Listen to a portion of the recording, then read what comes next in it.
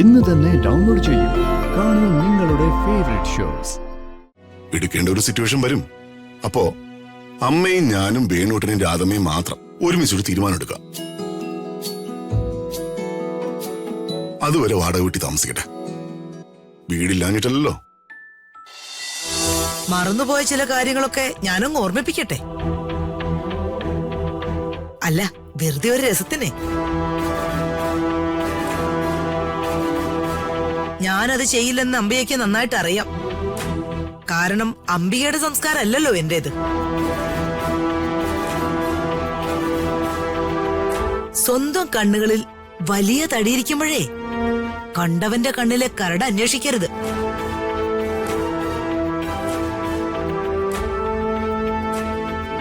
നിങ്ങളുടെ പേരില് ഇത്രയും ബംഗ്ലാവുകളും സ്വത്തുക്കളൊക്കെ ഉള്ളപ്പോ ഇനി ഒരു കാരണവശാലും വാടക വീട്ടിൽ താമസം വേണ്ട.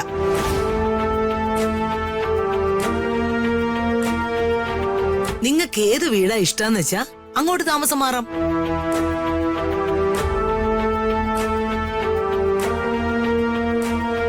അമ്മയ്ക്കും അച്ഛനും അതൊരു മനപ്രയാസമുള്ള കാര്യമാണെന്ന് എനിക്ക് തോന്നുന്നത്.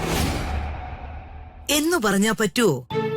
സ്വന്തമായി അനവധി വീടുകളുള്ളപ്പോ ആരെങ്കിലും വാടക വീട്ടിൽ താമസിക്കുവോ? ഇതെന്തൊരു വിചിത്രമായ ഏർപ്പാടാ. മീനുകളും രാധമ്മയ്ക്കും ആ വീടിനോടൊരു സെന്റിമെന്റൽ അറ്റാച്ച്മെന്റ് ഉണ്ട്. അങ്ങനെയാണെങ്കിൽ ആ വീട് നമുക്കങ്ങ് വിലക്ക് വാങ്ങിക്കാം. ആ വീടൊന്നും രുക്മിണി കൊടുക്കില്ല. രുക്മിണി ആരാ മോള്? മോഹവില കൊടുക്കാമെന്ന് പറയാൻ ചേച്ചി. എന്തു മോഹവില കൊടുക്കാന്ന് പറഞ്ഞാലും അവളത് തരില്ല. മഹാപ്രശ്നക്കാരി ആ സ്ത്രീ.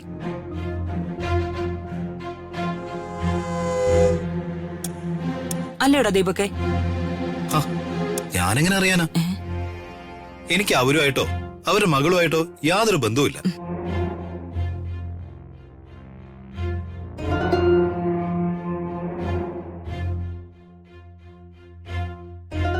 വീട് മാറുന്നതിനെ കുറിച്ച് നമ്മൾ എന്ത് തീരുമാനം എടുത്താലും വേണുവേട്ടനും രാജുവിനൊക്കെ ചില ഉറച്ച തീരുമാനങ്ങളുണ്ട്. എനിക്ക് അവനെ വ്യക്തമായിട്ട് അറിയാവുന്നതുകൊണ്ടാ ഞാനത് പറയുന്നത്. കാര്യങ്ങൾ ഈ ഫ്ലോയിൽ അങ്ങ് പോട്ടെ.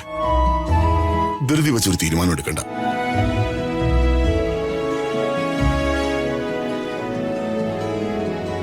എടുക്കേണ്ട ഒരു സിറ്റുവേഷൻ വരും.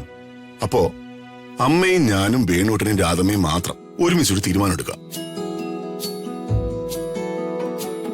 അതുവരെ വാടക വീട്ടിൽ താമസിക്കട്ടെ. വീടില്ലാഞ്ഞിട്ടല്ലോ.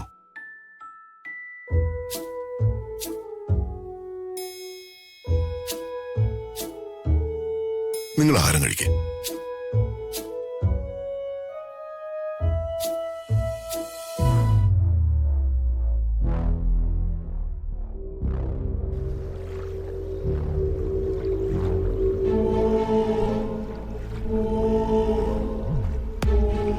അവര് ജീവിതത്തിൽ ആദ്യമായിട്ട് കാണുന്നതല്ലേ ഇത്രയും കാശൊക്കെ. അതിങ്ങനെ അക്കൗണ്ടിൽ ഒന്ന് കുമിഞ്ഞു കൂടുന്നതിന്റെ അഹങ്കാരം തള്ളക്കി. എടാ, അവര് ഇന്ത്യ മുഴുവൻ ടൂർ അടിക്കാൻ പോവാ. ഏതോ ഏജന്റിനെ വിളിച്ച് ഫ്ലൈറ്റ് ടിക്കറ്റിന്റെ കാര്യം പറയുന്നത് കേട്ട്. ഫ്ലൈറ്റിലൊക്കെ കയറി പോകുന്നതിന് പാസ്പോർട്ട് വിസയൊക്കെ വേണ്ട കളിയാ. ഡൊമസ്റ്റിക്കിൽ പാസ്പോർട്ട് മിസ് ചെയ്യുന്നത് വേണ്ട, ഐഡന്റിറ്റി കാർഡ് മതി. പിന്നെ ഈ ഇന്റർനാഷണലിലൊക്കെയാ ഈ പാസ്പോർട്ടൊക്കെ വേണ്ടത്. അല്ല ചെയ്യാ, ഇങ്ങനെയൊക്കെ പോകുമ്പോ ഇതിനൊക്കെയുള്ള പണം എവിടെ നിന്നാന്ന് മറ്റുള്ളവരെന്തായാലും തിരക്കില്ലേ? അതല്ലേ ഞാൻ പറഞ്ഞു വരുന്നത്. അതല്ലേ എന്റെ ടെൻഷൻ. പ്രിയയ്ക്ക് സംശയം തോന്നി തുടങ്ങി.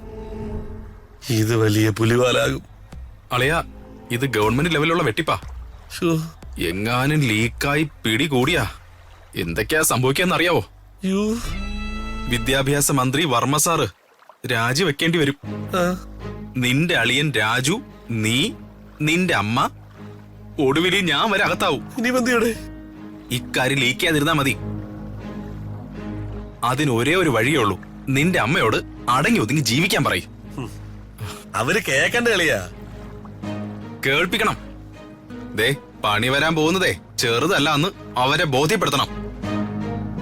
പിന്നെ മറ്റൊരു പ്രശ്നം കൂടിയുണ്ട്. അത് ഞാൻ നിന്നെ വിളിച്ച് പറയാനിരിക്കുകയായിരുന്നു. എന്താ കളിയാ? അവര് വിചാരിച്ചതിലും കൂടുതൽ ലാപ്ടോപ്പുകൾ വിതരണം ചെയ്തുകൊണ്ടിരിക്കുകയാണ്. ആ സിസ്റ്റത്തെ കുറിച്ച് ദിനം പ്രതി വലിയ കംപ്ലൈന്റുകളാണ് വരുന്നത്. എത്രയും വേഗം മുഴുവൻ കമ്മീഷനും ഊറ്റിയെടുക്ക്.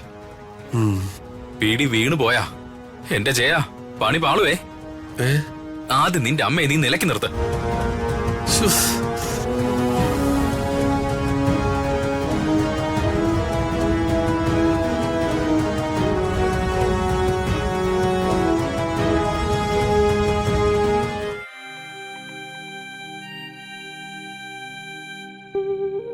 അങ്ങനെ വളരെ ചെറിയ പ്രായത്തില് എന്റെ ശ്രീകുട്ടി ഒരു മദറായി.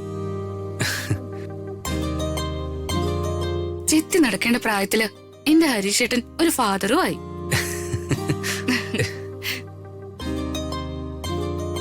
ഹരീഷേട്ടൻ ആഗ്രഹം ആൺകുട്ടിയാണോ പെൺകുട്ടിയാണോ? ഏയ് അങ്ങനെയൊന്നുമില്ല. എന്നാലും എനിക്ക് ഒരു പെൺകുഞ്ഞിനോടാണ് താല്പര്യം. എന്താന്ന് വെച്ചാലേ തലവേദന ഉണ്ടാവില്ല. ഇപ്പൊ അങ്ങനെയൊന്നുമില്ല ഹരീഷേട്ടാ. ആൺകുട്ടികള് പൊതുവെ പാവങ്ങളാ, പെൺകുട്ടികളാ ഏറെയും തലവേദന. അതൊക്കെ വെറുതെ പറയുന്നതല്ലേ ശ്രീ.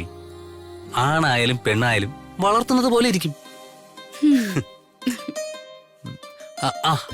ചില കാര്യങ്ങൾ പറയാൻ വിട്ടുപോയി. ഈ സമയത്തെ പ്രഗ്നന്റ് ആയ പെൺകുട്ടികൾക്ക് പല പല ആഗ്രഹങ്ങളും കാണും.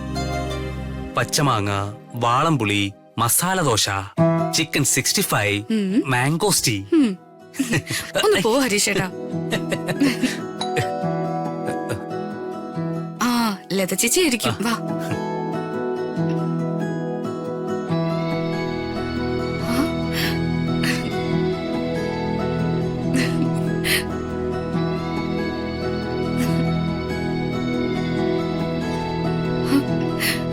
അമ്മേ മോളെ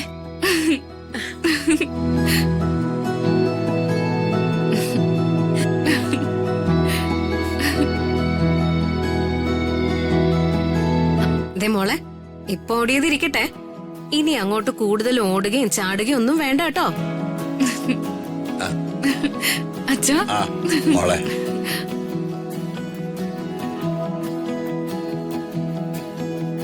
മോനെ ഹരീഷേ, മോളെ ഹോസ്പിറ്റലിൽ കൊണ്ടുപോയത് ആരാ? ഇവിടെ അയൽപക്കത്തൊരു ചേച്ചിയുണ്ട്, ലത ചേച്ചി. ഞാൻ ഇല്ലാത്ത സമയത്ത് അവരാ ഇവക്കൊരു സഹായം. മോനെ ഞാനൊരു കാര്യം പറഞ്ഞാ ഒന്ന് തോന്നരുത്. എനിക്കെന്ത് തോന്നാൻ? കാര്യം എന്താ? അല്ല, ഇപ്പൊ അന്യരുടെ സഹായമല്ല മോക്ക് വേണ്ടത്, സ്വന്തം അമ്മയുടെ തണല. അമ്മ അടുത്തുള്ളപ്പോ അമ്മയുടെ തഴുകലും തലോടലും പിന്നെ പരിപാലനങ്ങളും. പ്രസവം വരെ അമ്മ വേണമെന്ന് എന്റെ അഭിപ്രായം. അച്ഛൻ പറഞ്ഞു വരുന്നത്